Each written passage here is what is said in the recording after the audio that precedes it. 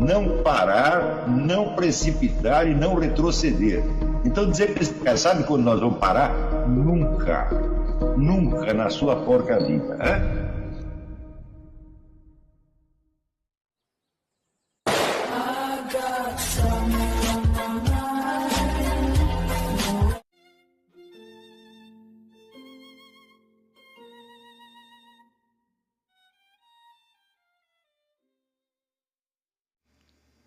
E aí pessoal, tranquilo? Então vem aqui antes do vídeo começar, pedir para vocês se inscreverem, quem não for inscrito, compartilhar, curtir, comentar. Quem puder seja membro do canal, que isso ajuda bastante. Tem também o link do Apoia-se. Quem puder ajudar nosso canal e apoiar financeiramente vai ser muito bem-vindo. Mas o mais importante é transmitir o conteúdo e os conhecimentos do professor Olavo de Carvalho para mais e mais brasileiros. Então compartilhe e ajude aí nossa causa. Muito obrigado a todos os membros, apoiadores do canal. Fico muito feliz. Tenho certeza que a gente está no caminho certo. Então fiquem com o vídeo e até mais. Valeu! Então, começa ele. É impossível que o eu se identifique com a inteligência, pois a inteligência nos representa por toda parte aquilo que nos ultrapassa e que nos é exterior. Vocês podem estranhar um pouco esse uso do verbo representar. O representar quer dizer, no caso, representar para nós, quer dizer, o representar é um apresentar indireto, então quer dizer, ela nos mostra de algum modo, nos indica, né? Mas este tipo de uso do verbo é comum em filosofia. Pois a inteligência nos representa por toda parte aquilo que nos ultrapassa e que nos é exterior. Por isso, Malebranche dizia com justeza que a verdade não a vemos no nosso próprio entendimento, mas no entendimento mesmo de Deus. Em contrapartida, é impossível que o eu não se identifique ele mesmo com o querer, pois o querer é o ser mesmo na medida em que o assumimos. De tal modo ele é individual, como a inteligência é universal, o que basta para explicar, de tal modo que ele é individual como a inteligência é universal, o que basta para explicar por que ele é temporal, ao passo que a inteligência é intemporal. Então, acho que esse parágrafo nem mesmo precisa de explicação. Quer dizer, através da inteligência, nós apreendemos verdades que nos transcendem infinitamente. Por exemplo, todas as verdades da matemática não são verdades pessoais, são verdades universais, às quais temos acesso pela inteligência. Portanto, não pode haver identidade entre a inteligência e o eu, tá certo? Embora as duas coisas estejam, evidentemente, interconectadas. Ao passo que a vontade, o querer, sempre se refere a alguma coisa concreta que está, de algum modo, ao alcance da nossa individualidade. Nenhuma pessoa tem uma vontade universal. A vontade é sempre pessoal. A tensão inevitável a que nos submete a disjunção da inteligência e da vontade leva-nos de volta à categoria central da existência e ao conceito que a condiciona, o da participação. O ponto de vista da inteligência é justo, mas ele tende a nos dissolver no todo. Ele está sempre marcado pelo caráter da representação, cuja universalidade é obtida ao mesmo tempo pela referência ao espaço e por colocar entre parênteses a singularidade do eu em proveito de um sujeito neutro e anônimo. É fácil você perceber que em todas as operações da inteligência, o que está funcionando é uma parte sua, um aspecto seu, que idealmente é igual em todo mundo. Por exemplo, quando você faz um cálculo, todos os resultados têm que ser iguais para todas as pessoas, né? As relações lógicas e matemáticas são sempre iguais, quer dizer, através da inteligência você salta para cima da sua individualidade e se coloca num plano, vamos dizer, de um sujeito anônimo e universal. Lidamos assim com um ponto de vista abstrato e, no fim das contas, estático, incapaz de levar em conta a dimensão criadora do ser, do qual participamos, e que experimentamos na reivindicação que o eu faz de ser causa de si mesmo. Ele diz, muito bem, isso quer dizer que a inteligência ela não age sobre os objetos. Ela conhece e ela apreende essas relações universais, conceitos universais, mas ela não está agindo sobre eles. Quer dizer, ela não tem, nesse sentido, uma ação criadora. A ação criadora é a vontade que se cria a si mesma. E a vontade, ela tem essa característica que ela mesma se cria. Ela surge do nada, ela é você mesmo. Quer dizer, não há diferença entre você dizer eu e você dizer a minha vontade. Não é isso?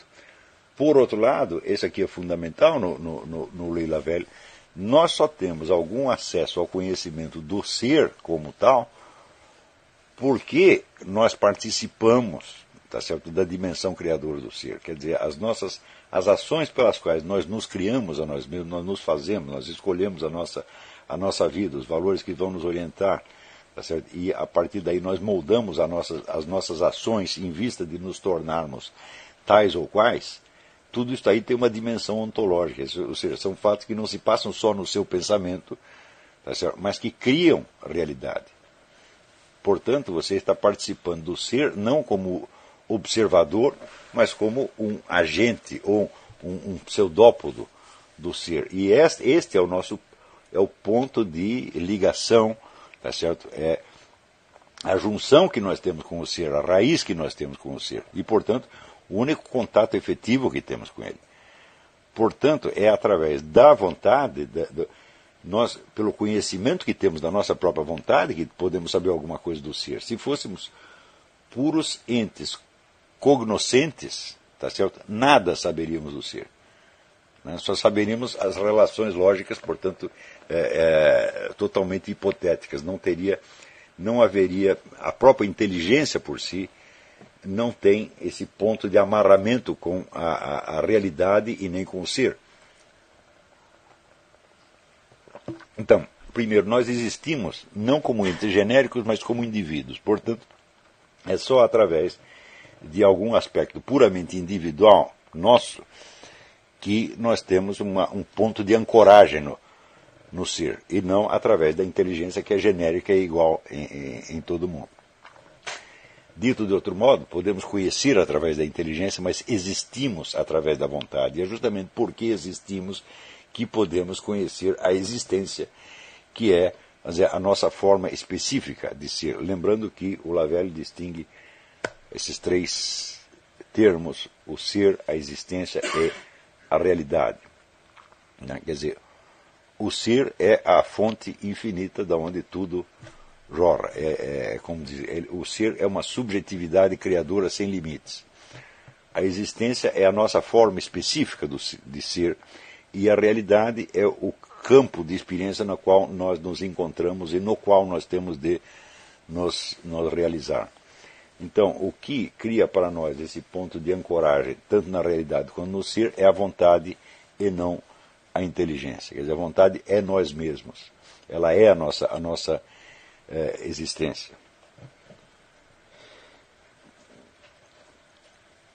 Dito de outro modo, o que falta à inteligência é essencial, pois o caráter vivente do ser, a sua liberdade, a sua interioridade, a sua fecundidade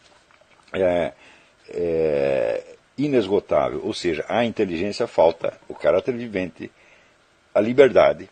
A inteligência de fato não tem liberdade, ela só pode reconhecer aquilo que é. A sua interioridade. As operações da inteligência, como são anônimas e impessoais, elas não requerem, de fato, esta participação puramente pessoal, que é, de fato, o próprio ato de vontade. Mesmo, e aliás, a própria inteligência ela não se move sem um ato de vontade.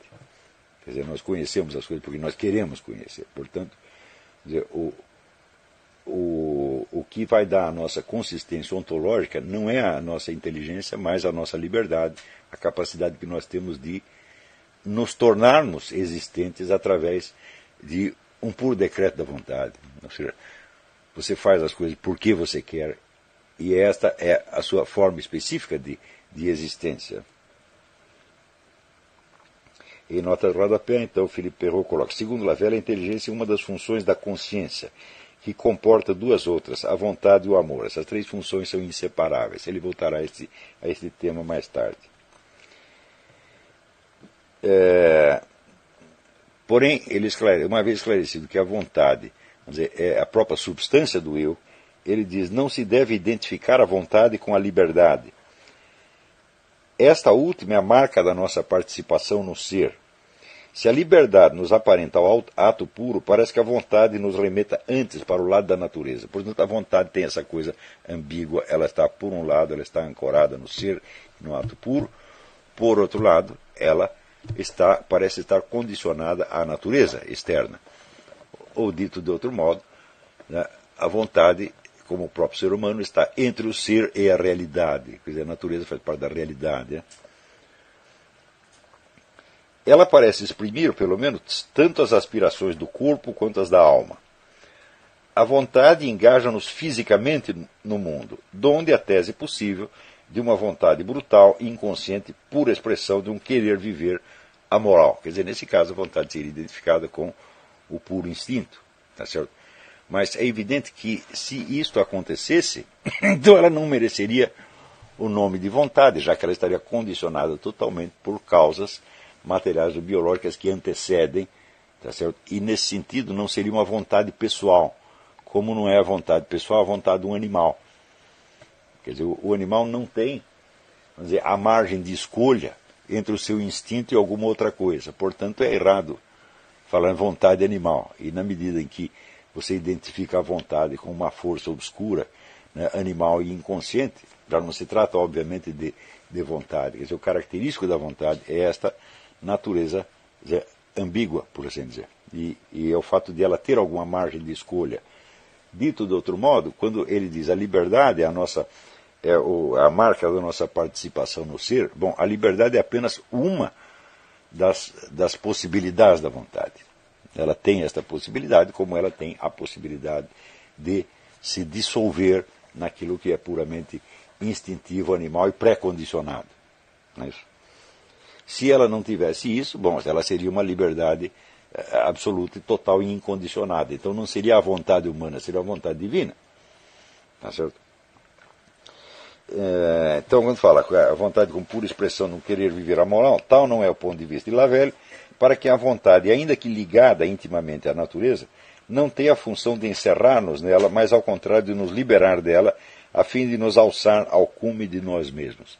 Mas é claro que isso é um processo temporal, e é óbvio que a vontade aparece em primeiro lugar como puro instinto animal, quando você é um bebê. E a vontade vai conquistando a sua liberdade, a sua autonomia muito gradativamente e por um processo cheio de complexidades e de dificuldades. Né? Mas esta série de dificuldades, elas são a história propriamente da vontade, a história da própria pessoa. Né? Quer dizer, se as dificuldades prevalecessem completamente, você seria um animal.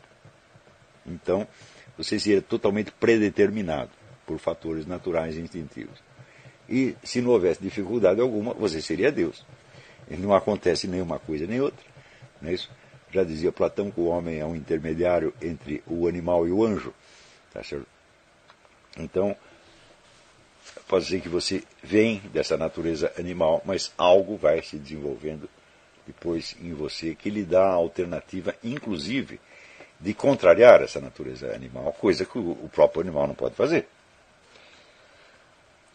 Se a vontade pode parecer desde logo buscar fins materiais, bem sabemos que nenhum desses fins que asseguram o reino do corpo é capaz de satisfazê-la. Quer dizer, isto aqui é importante. Isso quer dizer que o ser humano ele quer coisas que transcendem a possibilidade de ser atendidas pelo puro instinto animal. Isso quer dizer, tem aspirações que vão infinitamente além do que um animal pode querer. E mesmo que ele satisfaça todos os seus desejos e necessidades animais, ainda não está bom, ainda precisa algo mais. Tá certo? E justamente esta falha, esta insatisfação do ser humano com a sua própria condição material é que marca para nós o fato de que a vontade não se limita à esfera instintiva e animal. Ela tem por si mesma um algo mais. Tá certo?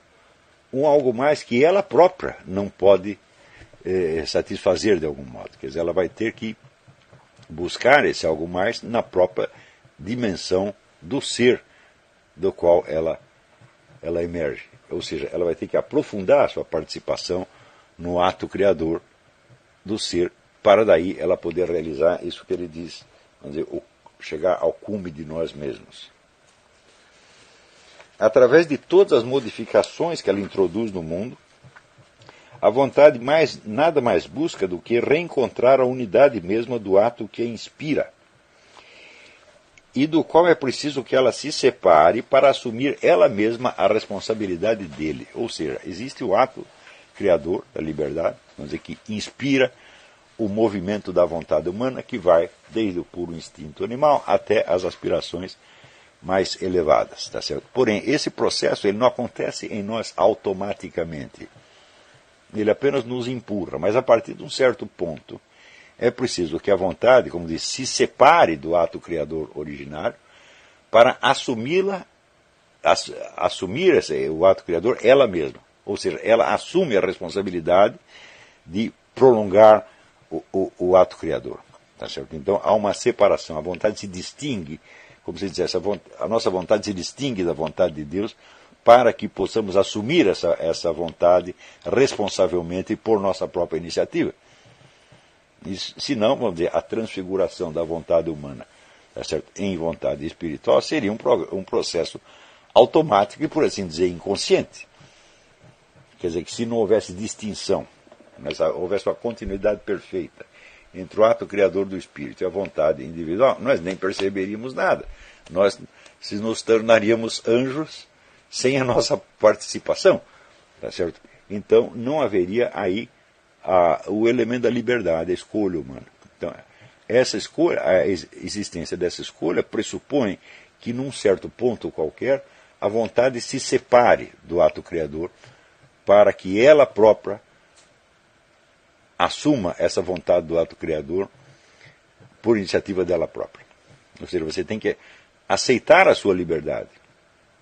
E você já tem a liberdade de algum modo, porque o ato criador já te instituiu como um ser livre, tá certo? Mas é preciso que você a assuma e você, por assim dizer, seja livre por sua própria escolha. Senão, evidentemente, a liberdade não se perfaz, ela seria apenas uma liberdade virtual.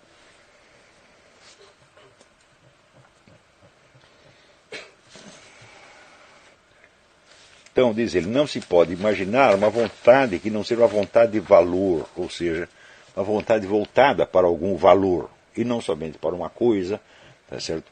Para um objeto ou para o atendimento de uma necessidade.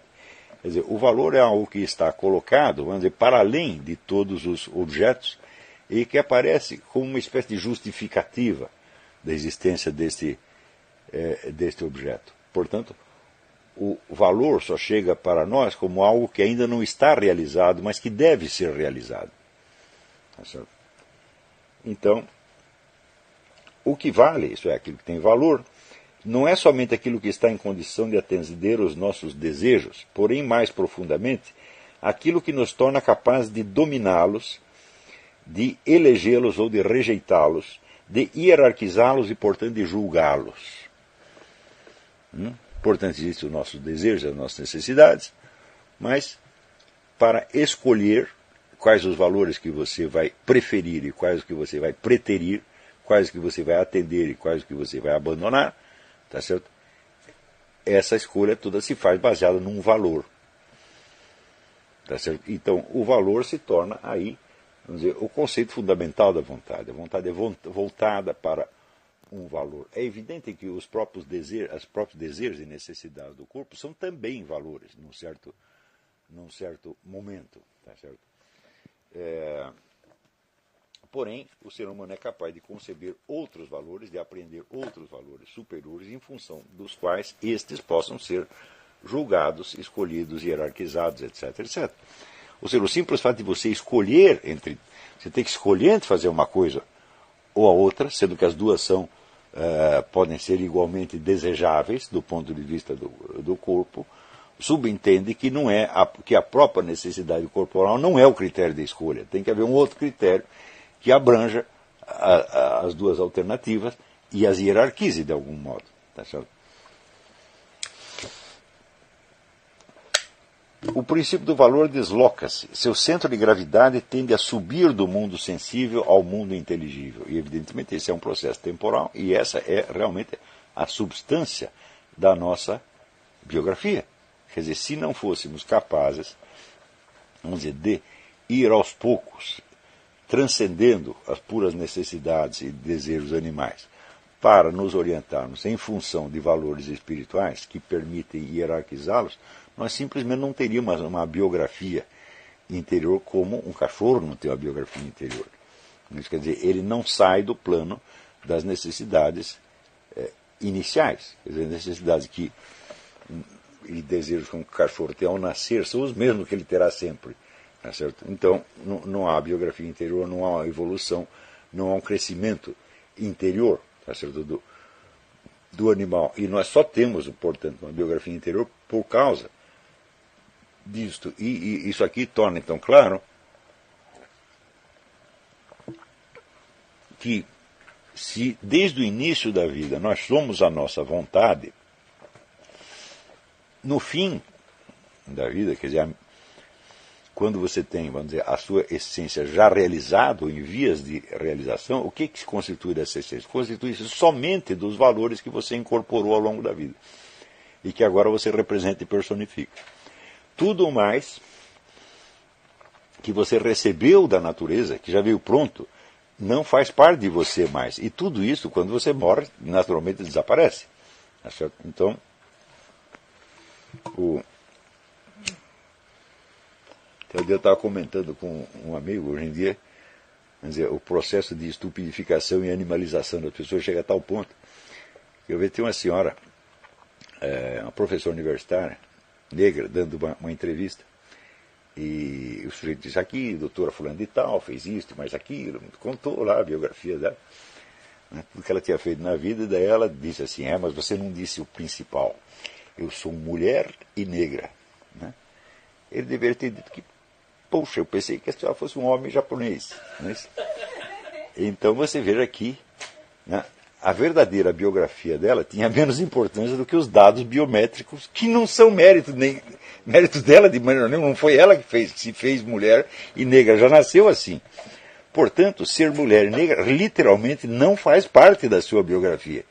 É um dado externo com o que você tem que contar. Faz parte da história da sua família, faz parte da história da espécie, mas é como se dissesse, você não tem absolutamente nada a ver com isto. Tá certo? Assim como se você nascer branco de olhos azuis, também não tem absolutamente nada a ver com isso. Então, não há mérito nem demérito uma coisa, quer dizer, é um dado neutro. Do mesmo modo, vamos dizer, os seus instintos básicos, você também nasce com eles, e eles não fazem parte da sua história. A sua história é marcada pelo que você fez com eles, quer dizer, na medida que você os transforma, vamos dizer, em instrumentos ou obstáculos para a realização dos valores que você escolheu, isto é a sua biografia, quer dizer, o que você escolheu ser e, vamos dizer, as escolhas que você teve que ir fazendo para realizar isso com maior ou menor sucesso. Você não tem outra biografia e você não é mais nada além disso. Tá certo?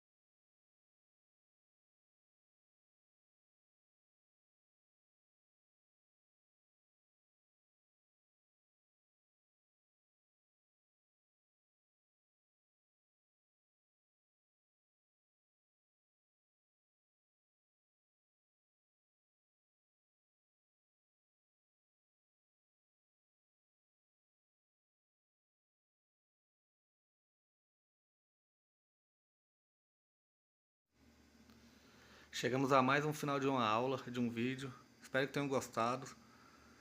Quem não se inscreveu ainda, se inscreva, compartilhe, comente. Ajude o nosso canal, apoie, seja membro.